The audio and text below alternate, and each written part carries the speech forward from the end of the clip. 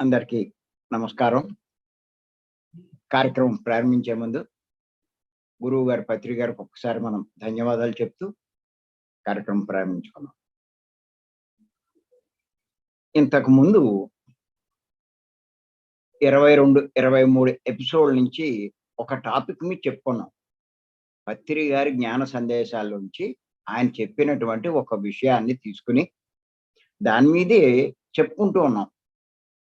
ఏమిటంటే ఆ విషయం, ఆత్మజ్ఞాని శరీరాన్ని పుణ్యక్షేత్రాలకు తీసుకువెళ్ళడు. ఆత్మను దర్శించడానికి శరీరంలోనికే వెళ్తాడు, అంటే ధ్యానం చేస్తాడు. పుణ్యక్షేత్రాలకు తీసుకువెళ్ళడు అంటే దాని అర్థం ఏమిటి అంటే, పుణ్యక్షేత్రాలకు వెళ్ళి చేసేదేంటి? గుళ్ళకు వెళ్తారు, ఆ గుళ్ళో ఉన్నటువంటి ఆ విగ్రహాన్ని దర్శించుకుంటారు, అక్కడ కోరికలు ఏమైనా ఉంటే కోరికలు కోరుకుంటూ ఉంటారు, ఏదో చేస్తారు. అలాగా ఇవన్నీ చేస్తారు.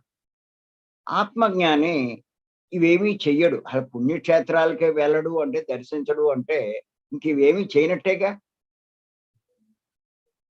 మరి ఎందుకు చెయ్యడు అనే ప్రశ్న వస్తుంది. ఆడేదో మూర్ఖుడు, నాస్తికుడు, లేకపోతే ఈడు అదేదో మతం మారిపోయాడు, ఇలా భావిస్తారు ఆ మాట చెప్పగానే.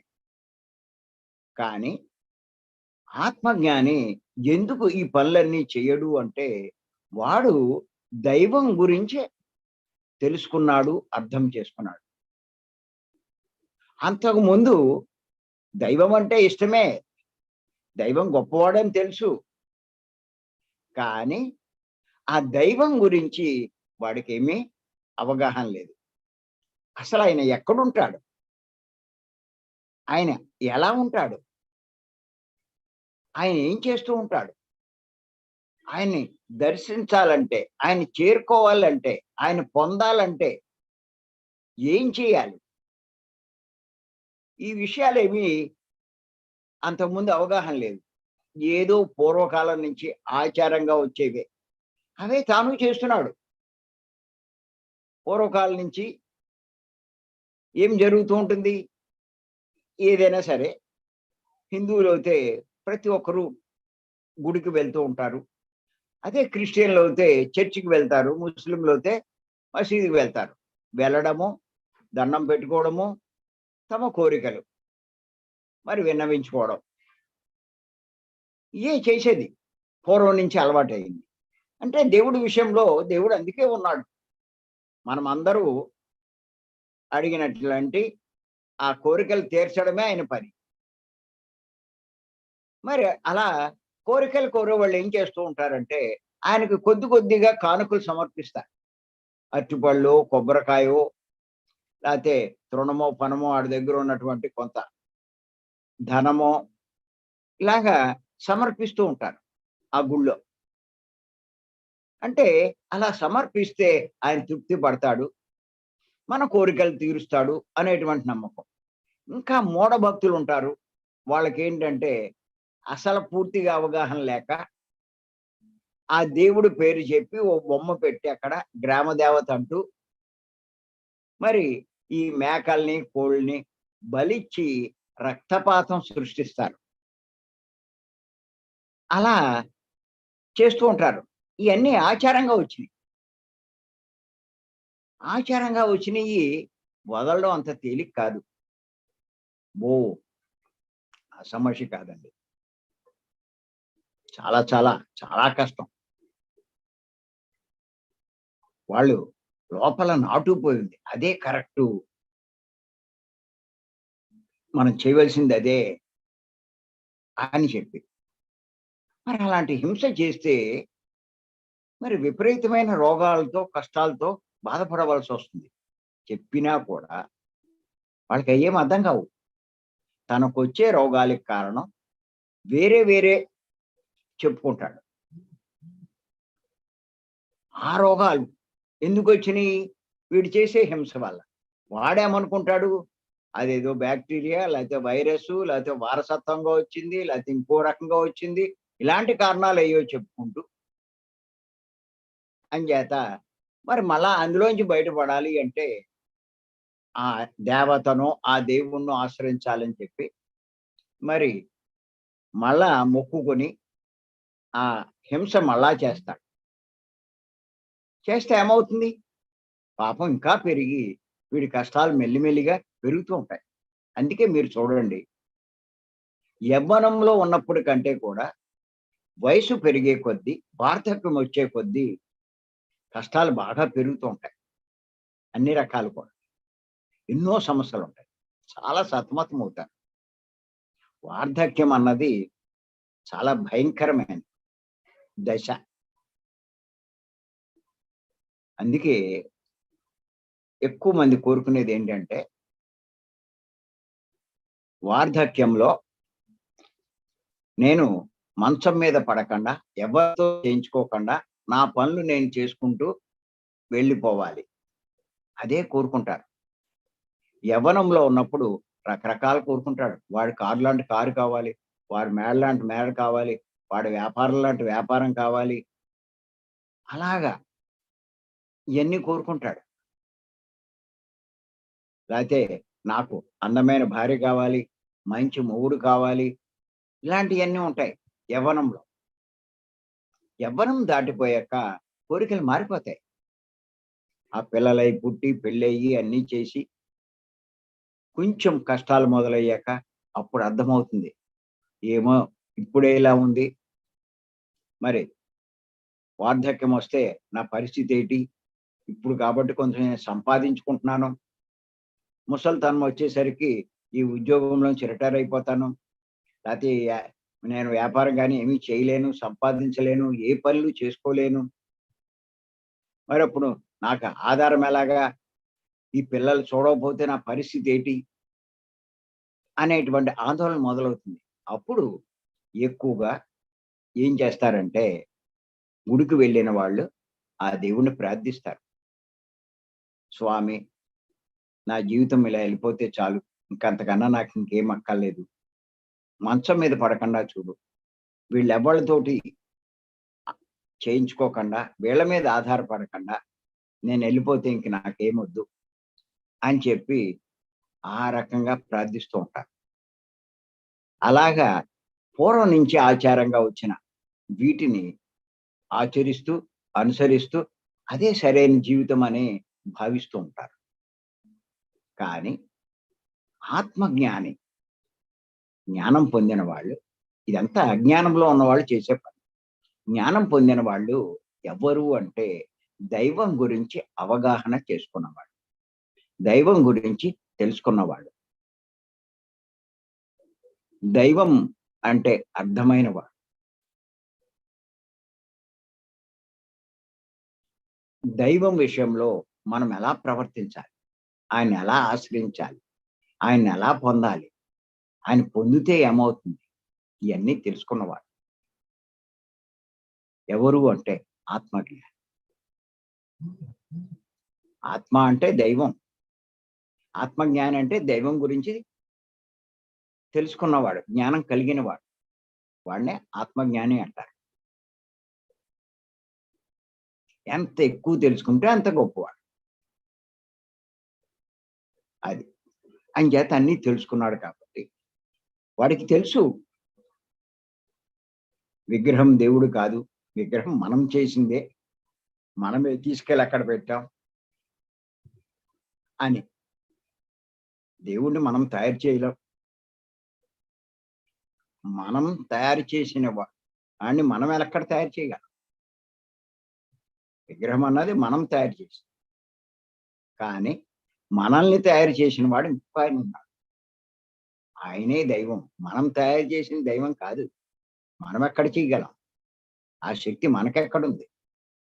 ఇయన్నీ తెలుసుకుంటాడు ఆత్మజ్ఞాని.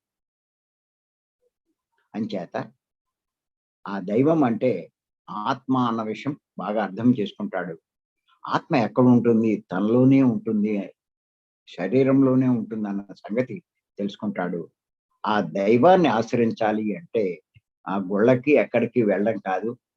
తన శరీరంలోకి వెళ్ళాలి.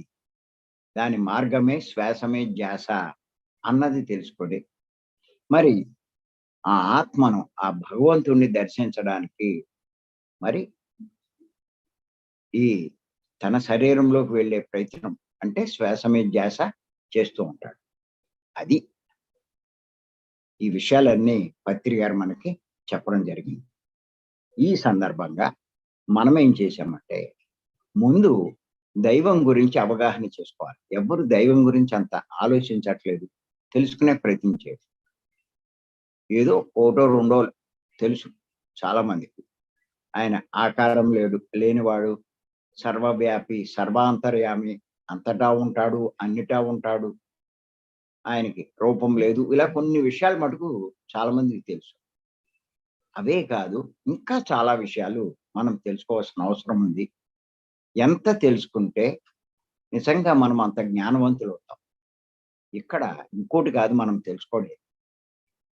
ఆ భగవంతుని గురించి, ఆ భగవంతునికి సంబంధించిన జ్ఞానాన్ని మనం తెలుసుకోవాలి. ఇప్పుడు ఆ పనే మనం చేస్తున్నాం. ఊరికే పుస్తకంలో చదివి రాసుకోవాలంటే రాసుకోవచ్చు. దాన్ని కొంచెం మనం విపులంగా, విశేషంగా మనం అర్థం చేసుకొని, ఆచరణలో మనం తెచ్చుకోగలిగితే ఖచ్చితంగా మన జీవితం ధన్యమవుతుంది. అది. మరి ఎందుకో నాకు తెలీదు కానీ, పత్రి గారి పరిచయం అయ్యాక, ఈ విషయాలన్నీ తెలుసుకున్నాక, నేను దైవం మీద చాలా, చాలా విషయాలు తెలుసుకున్నాను నేను. చాలా కోణాల నుంచి. నేను ఏ విషయం తెలుసుకున్నా ప్రతీదీ నా పుస్తకంలో ఉంచడం జరిగింది. నా పుస్తకాల్లో ప్రతి పుస్తకంలో కూడా దైవం గురించి కొన్ని టాపిక్‌లుంటాయి. సమస్యల గురించి కొన్ని టాపిక్‌లుంటాయి. మాంసం గురించి కొన్ని టాపిక్‌లుంటాయి. ఇలాగా ఇయన్నీ కలిపి ఒ ఆ టైంకి ఏవేమవుతే నాకు స్ఫురణకొచ్చినియో ఆ పుస్తకం మొదలెట్టినప్పుడు, అవన్నీ ఆ పుస్తకంలో చేర్చడం జరుగుతుంది. అది. అంచేత మనం ఇంతకుముందు ఆ దైవం గురించి 33 పాయింట్లు తెలుసుకున్నాం. ఇవాళ 34 పాయింట్ తెలుసుకున్నాం. ఏమిటంటే పాయింటు దైవం గురించి. ఆయన ఉపాధిహీనుడు. ఆయన ఉపాధిహీనుడు. అంటే ఉపచారాలు లేనివాడు. ఉపాధిహీనుడు అంటే ఉపచారాలు లేనివాడు. అంటే ఆయనకి ఏ రకమైన ఉపచారాలు చెయ్యలేరు. అవసరం లేదు. అసాధ్యం, అసంభవం. మీరు చూడండి, పూజలు చేస్తారు. ఏమిటంటే షోడశోపచార పూజలు. షోడశోపచార పూజ అని. అంటే షోడశోపచార పూజ అంటే 16 రకాల ఉపచారాలతో చేసే పని. అది పూజ అంటే. 16 రకాల ఉపచారం. షోడశోపచారం. ఆ భగవంతుడిని సంతోషపెట్టడానికి, ఆనందింప చేయడానికి 16 రకాల ఉపచారం. చేయడమే పూజ యొక్క ఉద్దేశం.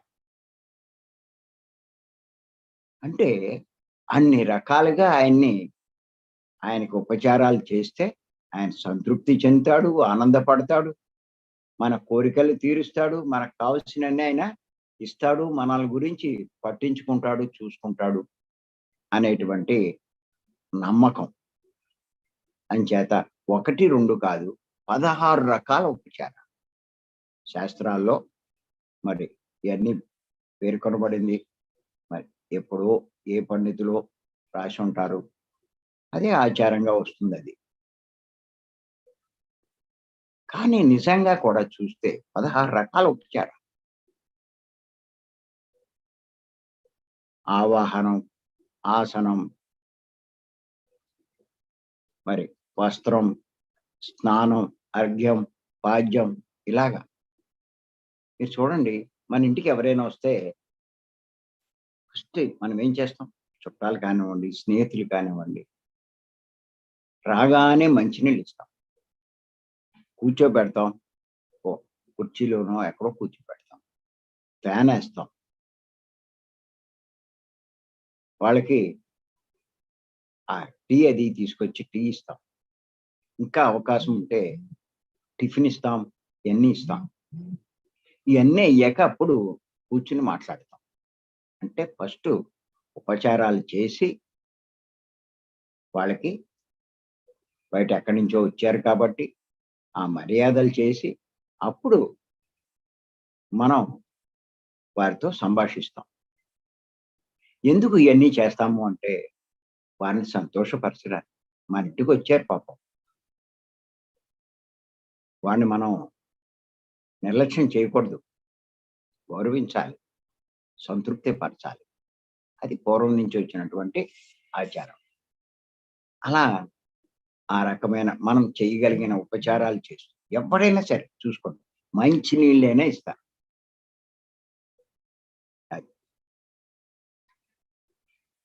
అంచేత ఏమిటంటే ఈ మానవులకి చేస్తారు. ఉపచారాలన్నవి ఏంటంటే మానవుల విషయంలో చేస్తారు. మానవుల్ని సంతోషపరచాలి అంటే ఏదో కొన్ని ఉపచారాలు చేయాలి. అది మానవులకి. మరి దైవానికి ఏమి అవసరం లేదు. ఆయన ఆనందపరచవలసిన పని లేదు. అసల ఆయన స్వరూపమే ఆనంద స్వరూపం. అందుకే ఆయన అంటారు సచ్చిదానంద స్వరూపుడు. సత్ చిత్ ఆనందం. సత్యమైన వాడు, చైతన్యవంతమైన వాడు, చిత్ అంటే ఆనందం అంటే ఆనంద స్వరూపుడు. ఆయన యొక్క స్వరూపం ఏంటి? ఆనందం. ఇంకేం లేదు. ఆనందంగా ఉన్నవాడిని ఇంకేం ఆనందపరుస్తాం. మనం చేసే ఉపచారాలతో ఆయనకి కలిగే ఆనందం ఎంత? మానవుడు అయితే బయటికి వెళ్ళి చికాకుగా ఉంటాడు. ఏయో సమస్యలతో వస్తాడు. ఇయన్నీ ఉంటాయి.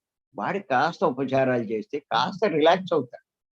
అది మానవుని విషయం. దైవం విషయంలో ఇది అవసరం లేదు. అందుకే ఆయన్ని ఉపాధిహీనుడు అన్నారు. అంటే ఉపచారాలు లేనివాడు. అవసరం లేనివాడు. ఆయనకి అవసరం లేదు. తెలుసుకుంటే ఈ ఉపచారాలేమి చెయ్యం మనం. వాటి పని గాని, వాటి అవసరం గాని ఏమో. అది మానవులకే. అంటే ఆ దైవాన్ని రూపమున్న మానవుడిగా భావిస్తున్నారు. ఎవరైతే ఈ పూజలయి చేస్తున్నారో వాళ్ళు ఆ దైవాన్ని అంత గొప్పవాడిని రూపమున్న మానవుడితో సమానంగా భావిస్తున్నాడు.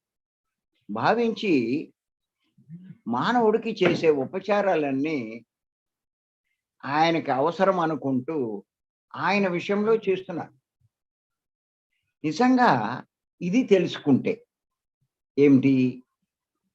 ఆయనకి ఏ ఉపచారాలు అవసరం లేదు. ఉపచారాలు చెయ్యలేరు అన్న విషయం అర్థం చేసుకుంటే ఆ పనులేం చేయడు. ఆ దైవం గురించి అవగాహన లేనివాడే ఇవన్నీ చేస్తాడు. దేవుడు గురించి తెలుసుకోనివాడు. దేవుడు గురించి కొద్దిపాటి జ్ఞానం కూడా లేనివాడు. అంచేత ముందు ఆ జ్ఞానం సంపాదించుకోవాలి. ఆరాధించే కంగారక్కల్లా ఆరాధన తర్వాత చెయ్యి. ముందు దేవుడి గురించి తెలుసుకునే ప్రయత్నం చెయ్యి. నేను అందుకే అంటూ ఉంటాను. చాలా మంది అడుగుతారు నన్ను ఈ మన సొసైటీలో. ఎంచేతంటే ఈ క్లాసులు ఇప్పుడు కొత్తగా వచ్చేవాళ్ళు క్లాసులు చెప్తూ ఉంటారు. వాళ్ళు టక్కుమని అనేస్తూ ఉంటారు. పూజలు చేయకూడదు అని. వాడు కంగారు పడిపోతారు. అటువంటి వాళ్ళు ఒక్కొక్కసారి నన్ను అడుగుతూ ఉంటారు. ఏమండి పూజలు చేయాలా? వద్దా? నేను ఒకటే చెప్తాను.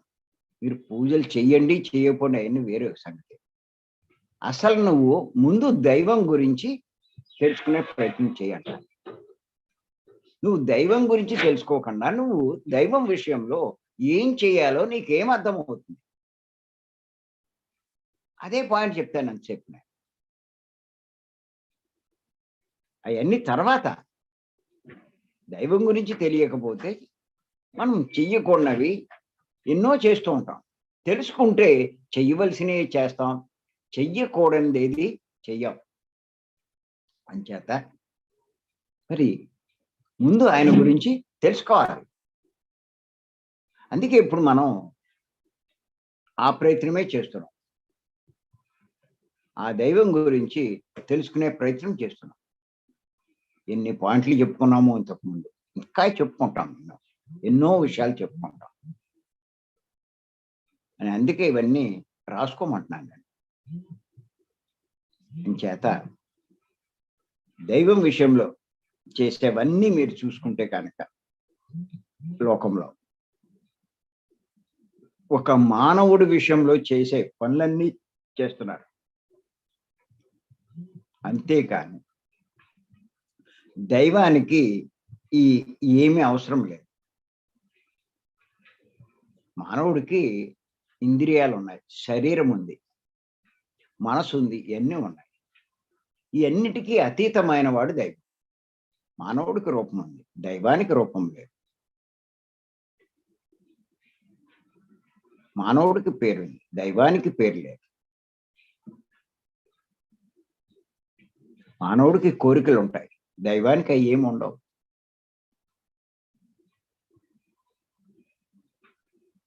మానవుడికి ప్రకాశం లేదు, ఆయన స్వయం ప్రకాశం. ఇలా మానవుణ్ణి కనుక మనం గమనిస్తే ఏ దైవంలో ఉన్నాయని అనుకుంటాం. అక్కడే మనం పొరబడుతున్నాం. అంచేత ఫస్ట్ ఎవరైనా సరే ముందు కోరికలు కోరడం నేర్పడం కాదు, ఆ దైవం గురించి చెప్పాలి. చిన్న వయసులోంచే పిల్లలకి ఈ విద్య బోధించాలి, ఈ జ్ఞాన విద్య. అదే పత్రిక గారు ఇప్పుడు చెప్తున్నారు. ప్రాపంచిక విద్య మనం బోధిస్తున్నాం, అది చెప్పక్కర్లేదు. దానితో పాటు ఈ ఆధ్యాత్మిక విద్య, ఆత్మ విద్య, దైవానికి సంబంధించిన విద్య, ఇది కూడా బోధించాలి అని చెప్తూ ఉంటారు. చిన్న నాటి నుంచి కూడా ఖచ్చితంగా మెల్లిమెల్లిగా పత్రిక గారు ఇది కూడా మెల్లిగా సమాజంలో అలవాటు చేస్తారు. చాలా అవసరం. దైవం గురించి తెలుసుకోకపోతే ఎలాగా? ఎంతసేపు ఆయన ఉన్నాడు, గొప్పవాడు, ఆయన కోరుకుంటే మనకు కావాల్సినన్ని ఇస్తాడు, మన కష్టాలు తొలగిస్తాడు. అది కాదు మనకు కావాల్సింది. అంచేత ఆ దైవం గురించి బాగా అవగాహన ఉండాలి. ఇంచేతంటే ఈ ఉపచారాలు ఇవన్నీ కూడా అది మానవునికి చేసేవి, దైవానికి అవి ఏమి అవసరం లేదు. ఎవడైతే దైవాన్ని మానవుడిగా భావిస్తున్నారో వాళ్ళు చేస్తారు. కానీ అది పూర్తి అజ్ఞానం, మూర్ఖత్వం.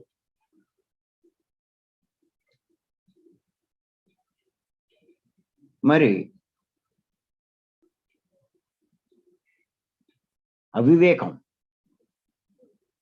ఈ విషయమే భగవద్గీతలో చెప్పడం జరిగింది. ఈ అవివేకులైన మూఢులైనటువంటి ఈ మానవుడు నన్ను ఈ పాంచభౌతికమైనటువంటి ఈ రూపం కలిగిన వాణ్ణిగా భావిస్తున్నారు అని చెప్పి ఆయన 7వ అధ్యాయంలో 24వ శ్లోకం, 7వ అధ్యాయంలో 24వ శ్లోకం నోట్ చేసుకోండి. చాలా ఇంపార్టెంట్ శ్లోకం. ఏమిటంటే ఆ శ్లోకం, అవ్యక్తం వ్యక్తిమాపన్నం మన్యంతే మామ బుద్ధయ పరం భావం అజానంతో మమ వ్యయం అనుత్తమం. ఇది ఈ శ్లోకం. దీని యొక్క తాత్పర్యం ఏమిటి అంటే, నాశరహితమైనట్టి సర్వోత్తమమైనట్టి ప్రకృతికి పరమై వెలసిల్లునట్టి నా స్వరూపమును తెలియని అవివేకులు, వివేకం లేనివారు, ఆలోచించలేని వారు, అవ్యక్త రూపుడు నవ్వు నన్ను, రూపం లేని వాడిని, పాంచభౌతిక దేహము, పంచభూతాత్మకమైనటువంటి ఇలా ఈ మానవ దేహాన్ని పొందిన వాణ్ణిగా తలంచుచున్నారు అని. మళ్ళా కావుంటే రాసుకోండి.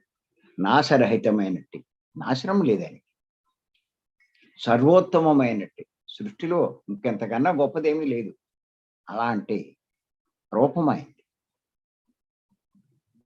గట్టిగా మాట్లాడితే రూపం కూడా లేదు, అటువంటి వాడైన ప్రకృతికి పరమై వెలసిల్లునట్టి, ప్రకృతి అంతా ఆయనే.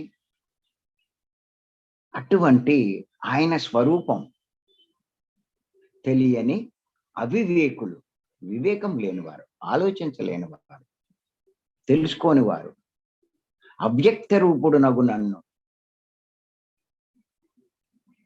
ఆయన రూపాన్ని వ్యక్తం చేయలేరు, చెప్పలేరు. ఆయన్ని పాంచభౌతిక దేహాన్ని పొందిన వాణ్ణిగా ఈ మానవులు తలుస్తున్నారు. నన్ను పాంచభౌతిక దేహం ఎవరికి ఉంటుంది? మానవులకు ఉంటుంది. అంటే వీళ్ళంతా నన్ను మానవుడిగా భావిస్తున్నారు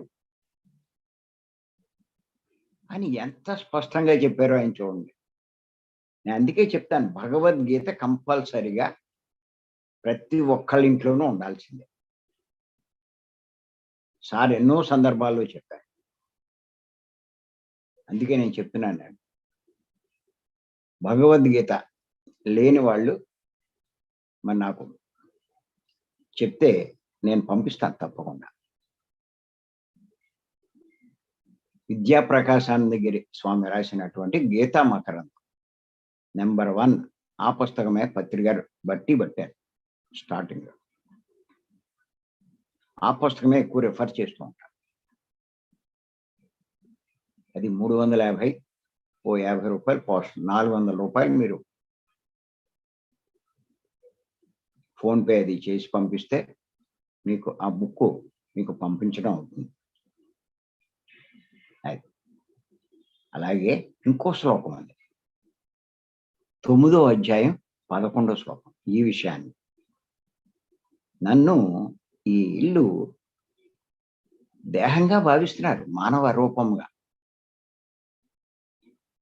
నేను మానవుని కాదు, అటువంటి రూపం కలిగిన వాడిని కాదు అని స్పష్టంగా చెప్పారు ఈ శ్లోకాల ద్వారా. 9వ అధ్యాయంలో 11వ శ్లోకం ఏమిటంటే, ఆ శ్లోకం, అవజానంతి మాం మూఢ మానుషి తను ఆశ్రితం పరం భావం అజానంతో మమ భూత మహేశ్వరం.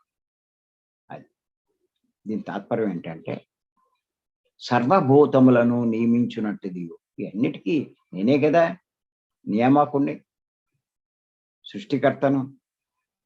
సర్వోత్తమైంది, అన్నిటికంటే గొప్పదైనటువంటి నా తత్వం, రూపం కాదు తత్వం. అందుకే రూప దృష్టితో చూడకూడదు దైవాన్ని, తత్వ దృష్టితో చూడాలి. ఏ తత్వం? ఆత్మతత్వం. నా తత్వము, ఈయన ఆత్మతత్వాన్ని తెలియని మూడులు నన్ను మనుష్య సంబంధమైన దేహమును మాత్రము ధరించిన వానినిగా తలచి నన్ను అవమానించుచున్నారు. మళ్ళీ ఇంకొకసారి చెప్తాను, సర్వభూతములను నియమించినట్టుదియును సర్వోత్తమైనది అయిన నా తత్వము తెలియని మూఢులు అవజానంతి మా మూఢ మనిషి, ఈ మూఢులైన మనుషులు అని ఎంత స్పష్టంగా. దీంట్లో చాలా మంది కోపం వస్తుంది, మేము మూర్ఖులం అంటారా, మూఢులం అంటారా, అజ్ఞానులు అంటారా అని గీతలోనే ఆయనే చెప్పాడు. వివేకం లేని వాళ్ళు మూఢులు కాకపోతే ఏంటి?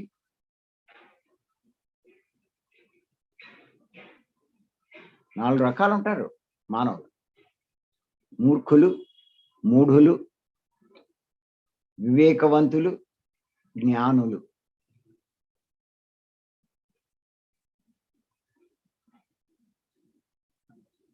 అంచేత మూఢులు అని పేర్కొన్నారు.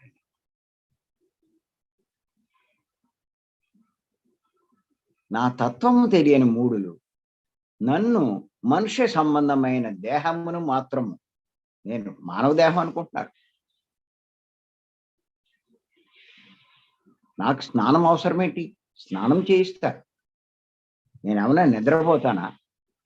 పవళింపు సేవలు చేస్తాను. నన్ను లేపాలా?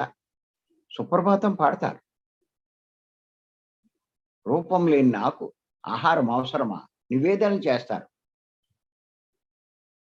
అలా తలచి ఇవన్నీ చేస్తూ నన్ను అవమానించుచున్నారు. భగవద్గీతలో స్పష్టంగా చెప్పబడినటువంటి విషయాలు ఇవి. గుర్తుపెట్టుకోండి. అసమస్య కాదు. చేత ముందు దైవం గురించి తెలుసుకోండి. ఆరాధించడానికి కంగారు పడకండి. ఆరాధించండి.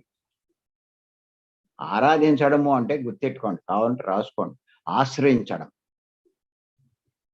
ఆరాధించడము అంటే ఆశ్రయించడం. పూజల ద్వారా ఆశ్రయిస్తారు, భజనల ద్వారా ఆశ్రయిస్తారు, స్తోత్రాల ద్వారా ఆశ్రయిస్తారు, జపాల ద్వారా ఆశ్రయిస్తారు. బాగా జ్ఞానులు అయితే ధ్యానం ద్వారా ఆశ్రయిస్తారు. అది అంచేత విషయం తెలుసుకోండి. ఆరాధించడం అంటే ఆశ్రయం.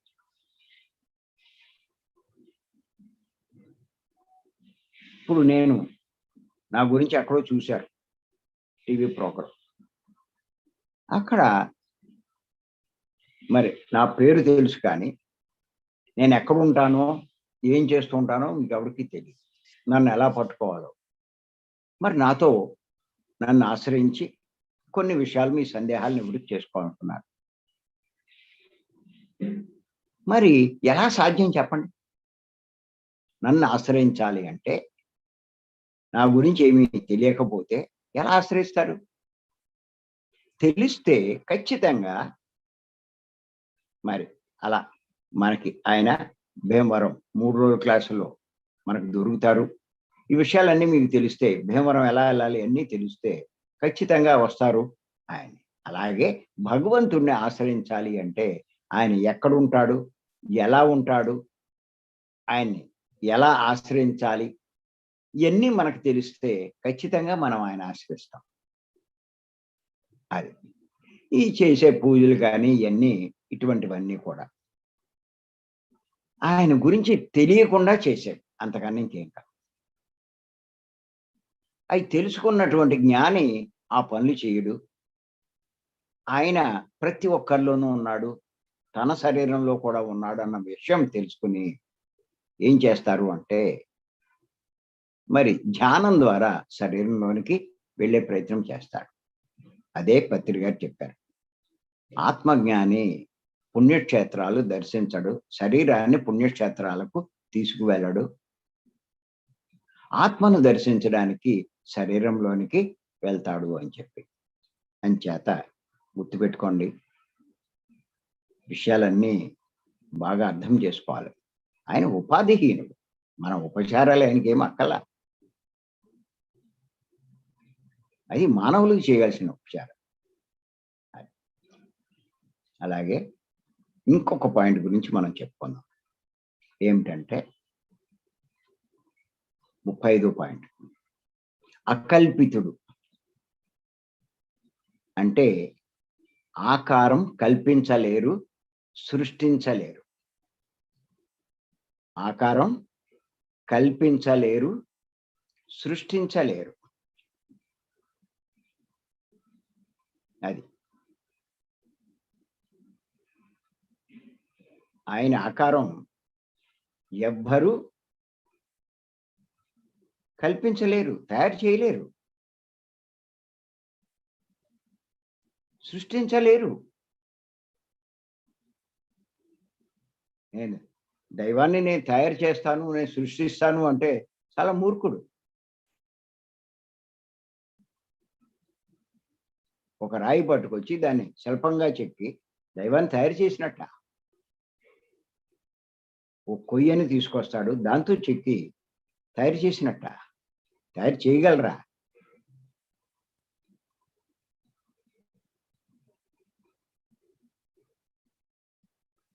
నేను అందుకే చెప్తాను. ఏమంటానంటే, నువ్వు సృష్టించిన వాడిని నువ్వు పట్టుకోవడం కాదు, నిన్ను సృష్టించిన వాడిని పట్టుకో. కొంచెం ఆలోచించు.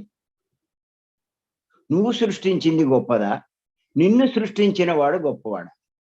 అంటే నువ్వు తయారు చేసింది గొప్పదా, నిన్ను తయారు చేసిన వాడు గొప్పవాడా? కొంచెం వివేకం ఉన్నవాడు ఎప్పుడైనా స్పష్టంగా చెప్తాడు, నన్ను సృష్టించగలిగిన వాడు గొప్పవాడు. ఆయన్ని పట్టుకో, ఆయన్ని ఆశ్రయించు, ఆయన్ని ఆరాధించు. అది మానేసి అవి తెలుసుకోకుండా, ఆ మార్గం ఏదో తెలుసుకోకుండా, ఎంతసేపు ఆచారంగా వస్తుందని, అందరూ చేస్తున్నారని, ఎవరో పెద్దలు పండితులు చెప్పారని నువ్వు సృష్టించిన దాన్ని నువ్వు చేస్తే దానివల్ల ఏంటి ప్రయోజనం?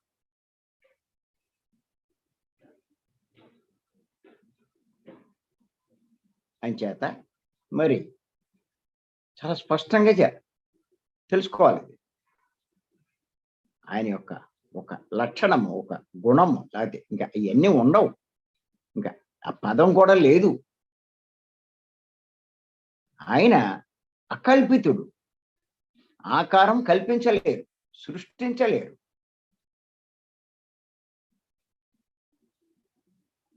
ఎలా ఎలా సాధ్యం? రూపం లేని వాడికి నువ్వు రూపాన్ని తయారు చేస్తే ఆ రూపం ఆయన ఎలా అవుతాడు?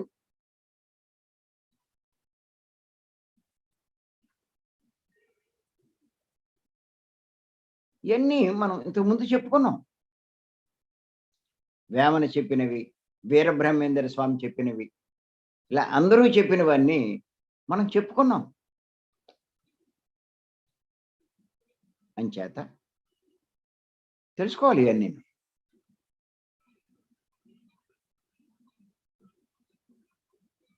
ఇవన్నీ ఎంత అవగాహన చేసుకుంటాం.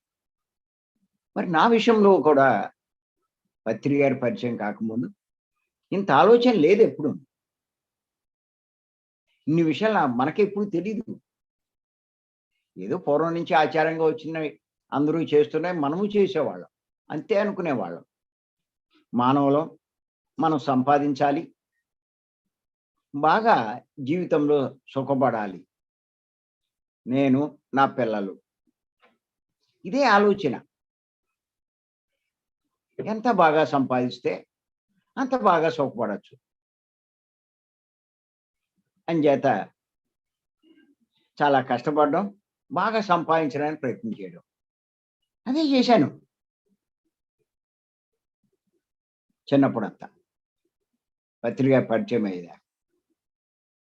ఇంకా ఆ సంపాదన అన్నది ఎలా సంపాదించాను అన్నది చూసేవాడిని కాదు, ఎంత సంపాదించాను అన్న దాని మీద దృష్టి పెట్టేవాడు. అన్యాయంగా సంపాదించు, అక్రమంగా సంపాదించు, అధర్మంగా సంపాదించు, అవి అనవసరం. నువ్వు ఎంత వాడికంటే ఎక్కువ సంపాదించావా లేదా, ఇది ఈ గోల. అవి సంపాదిస్తున్నావు, బానే ఉంది. అది సంపాదించడానికి ఎన్ని పాపాలు చేస్తున్నావు, ఎంత అధర్మంగా వ్యవహరిస్తున్నావు, ఇవన్నీ ఎవడు ఆలోచించట్లా. ఎవడి దగ్గర ఎక్కువ ఉంటే డబ్బు, ఆడు గొప్పోడు అనుకుంటారు. గుర్తెట్టుకోండి, డబ్బు ఎక్కువ ఉన్నవాడు గొప్పోడు కాదు. ధర్మంగా జీవించగలిగిన వాడు గొప్పోడు. డబ్బు నిన్ను రక్షించదు, ధర్మమే నిన్ను రక్షిస్తుంది. నీ భవిష్యత్తులో, భవిష్యత్తు జీవితంలో నువ్వు కోరుకునే నీ వార్ధక్యంలో నిన్ను రక్షించగలిగేది ధర్మం. నీ జీవితంలో అనుకోని సంఘటనలు జరగవు, అనుకోని కష్టాలు రావు,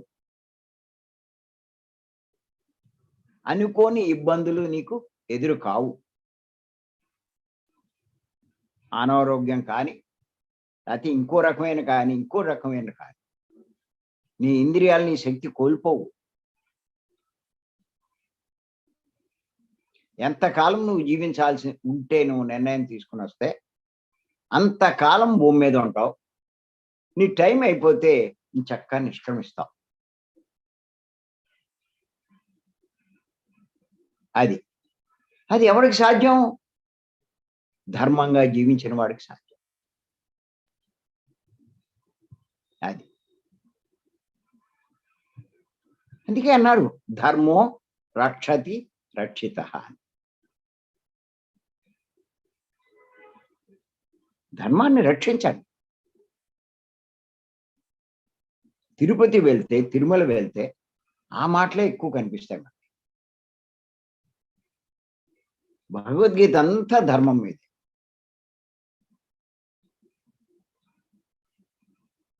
ఏదైనా ధర్మమే. రామాయణం ఏంటి, ఇంకోటి ఏంటి, ఆ ఋషులు మహర్షులు దాన్ని మనకు అర్థమయ్యేటట్టు బోధించడానికి మరి అక్కడ ఇవన్నీ కూడా మనకు అందించడం జరిగింది. వారే ఇవ్వకపోతే ఇప్పటికి అవన్నీ ఎక్కడుంటాయి? మనకేం తెలుస్తుంది? అంచేత ఇదే తెలుసుకోవాలి మనం. ఆయన అకల్పితుడు. ఆయన ఆకారం ఎవ్వరూ కల్పించలేరు, సృష్టించలేరు. అంత గొప్పవాడు ఆయన. ఆకారం లేనివాడు, రూపం లేనివాడు. అది చేత ఇవన్నీ బాగా తెలుసుకోండి. ఎవడవుతే ఇవన్నీ తెలుసుకుంటారు, సరైన విధంగా జీవించగలుగుతారు.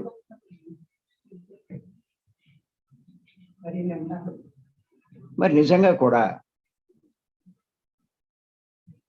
భవిష్యత్తు గొప్పగా రూపొందించుకుంటారు.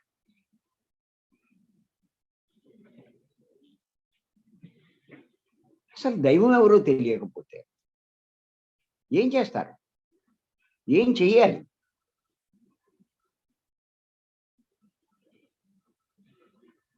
పండితులన్నీ ఇవన్నీ చెప్తారు, లక్షణాలన్నీ చెప్తారు. చివరికి మళ్ళీ ఎక్కడ తీసుకొస్తారంటే ఆ విగ్రహారాధన దగ్గరికి తీసుకొస్తారు. ఆయన అంత గొప్పవాడు అంటుంది. ఆయన యొక్క గొప్పతనాన్ని ఎక్కువ వివరిస్తారు పండితులు. ఆయన శక్తుల గురించి, ఆయన మహత్యాల గురించి ఇవన్నీ చెప్తారు. అంతేకాని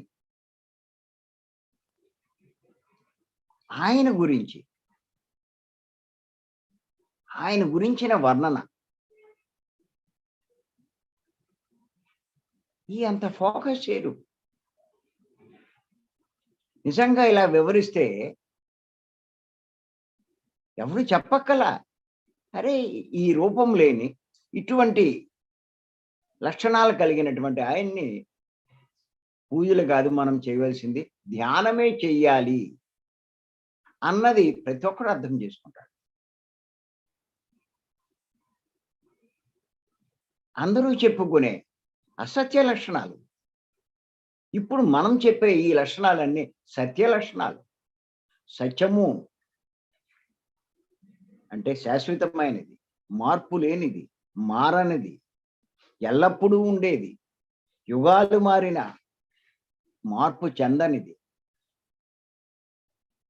ఇన్ని లక్షణాలు దేనికి ఉన్నాయి అంటే ఒక ఆత్మకే ఉన్నాయి. అంచేత ఆత్మే సత్యం, ఆత్మే దైవం. ఆ ఆత్మ అన్నిట్లోనూ, అందరిలోనూ ఉంది. అంచేత ఖచ్చితంగా చెప్తున్నాను. ఇవన్నీ తెలుసుకోవాలి మళ్ళా. ఎంత లోతుగా. అందుకే ఇయన్నీ మనకు అర్థం కావాలన్నా, తెలుసుకోవాలన్నా, మనం వివేకం ఉదయించాలన్నా, మన బుద్ధి ముందు మరి వికసించాలి. ఆ బుద్ధి వికసించకపోతే ఏ అర్థం కావు. చెప్పినా కూడా అర్థం కావు. ఇంచేత ఆ బుద్ధి వికసించాలి అంటే నేనెప్పుడూ చెప్తాను నేను.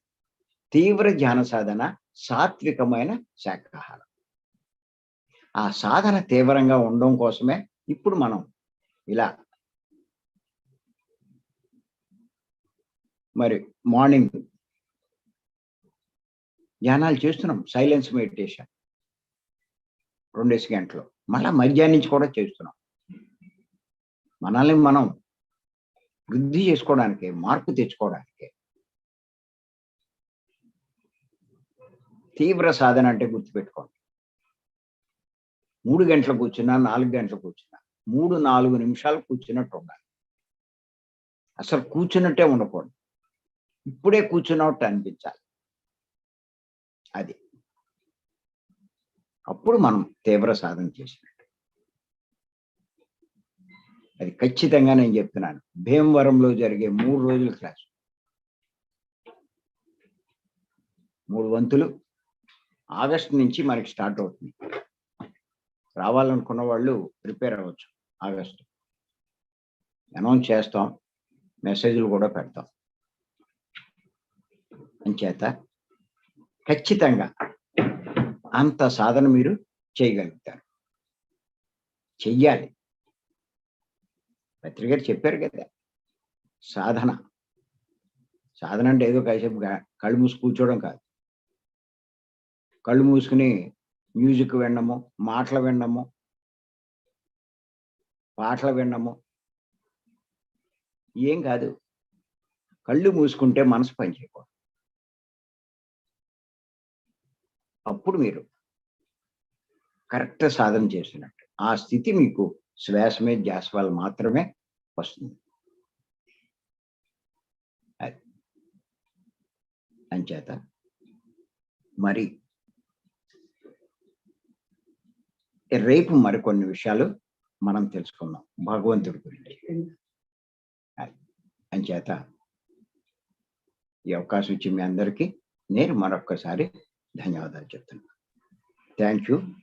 Thank you. Thank you.